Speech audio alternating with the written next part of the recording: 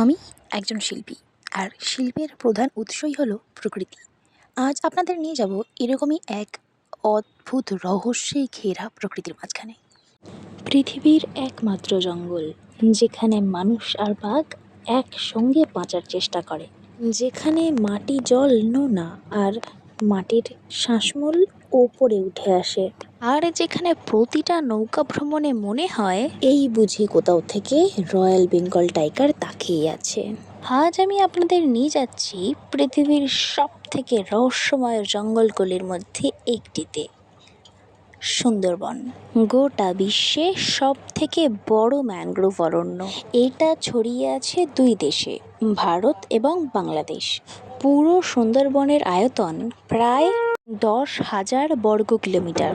এই জঙ্গল শুধুই গাছপালা নয়, এখানে আছে অসংখ্য নদী, খাল, দ্বীপ আর কাদা ভরা জোয়ার ভাটার ভূমি। আর এই জঙ্গলের সব থেকে বিখ্যাত বাসিন্দা হলো রয়্যাল বেঙ্গল টাইগার। সুন্দরবনের বাঘ কিন্তু অন্য জায়গার মতো নয়, এরা যথেষ্ট চালাক এবং সাঁতারে অত্যন্ত পটু। হ্যাঁ, ঠিকই শুনেছেন, এরা 4 থেকে 5 কিলোমিটার নদীর পথও হামেশাই সাঁতরে পার করে দিতে পারে। অনেকে বলে এই বাঘ নাকি মানুষের গন্ধ অনেক দূর থেকে বুঝতে পারে। এখানে কাজ করতে যাওয়া মানুষেরা, যেমন মধু সংগ্রহকারী বা জেলেরা, সাধারণত বনবিবি নামক একটি দেবীর আরাধনা করে এবং তার নাম করেই জঙ্গলে ঢোকে, কারণ তারা বিশ্বাস করেন যে বনবিবি তাদের জঙ্গলের প্রতিটি বিপদ আপদ থেকে রক্ষা করবেন। সুন্দরবনের গাছগুলোও কিন্তু খুবই অদ্ভুত। এখানে অনেক গাছেরই শ্বাসমূল মাটির ওপরে উঠে থাকে, বিশেষত নদীর পাড়গুলিতে। আর এই ধরনের গাছগুলিকে বলা হয় ম্যানগ্রোভ গাছ। আর এরকমই একটা গাছের নাম থেকে এই জায়গার নাম সুন্দরবন। সেই গাছটির নাম হলো সুন্দরী গাছ। লোকে বলে এক সময় এই গাছই নাকি এইখানে সব থেকে বেশি পরিমাণে ছিল।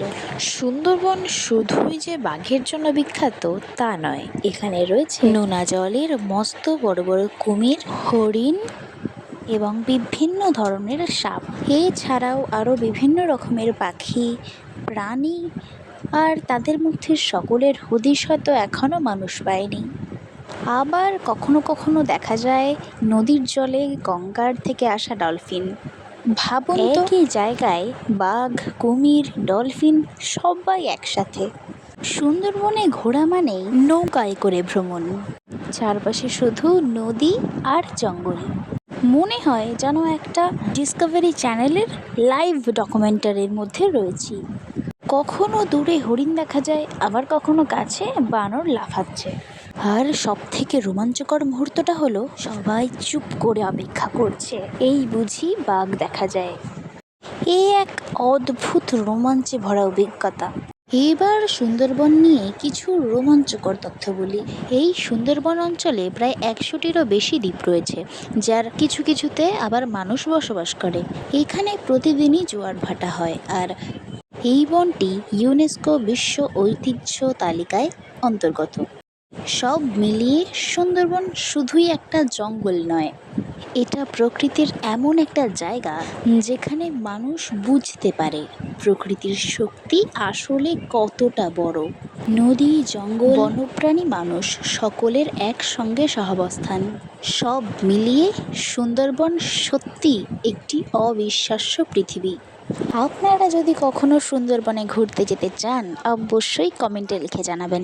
আর যদি আমার পরিশ্রম করে বানানো এই ভিডিওটি দেখে আপনাদের ভালো লাগে, তাহলে অবশ্যই লাইক, কমেন্ট, শেয়ার, সাবস্ক্রাইব অবশ্যই করবেন। এরকমই টান টান উত্তেজনাপূর্ণ আর্ট বা আর্ট রিলেটেড ভিডিও নিয়ে, নতুন ভিডিও নিয়ে দেখা হচ্ছে আপনাদের সাথে খুব শিগগিরই।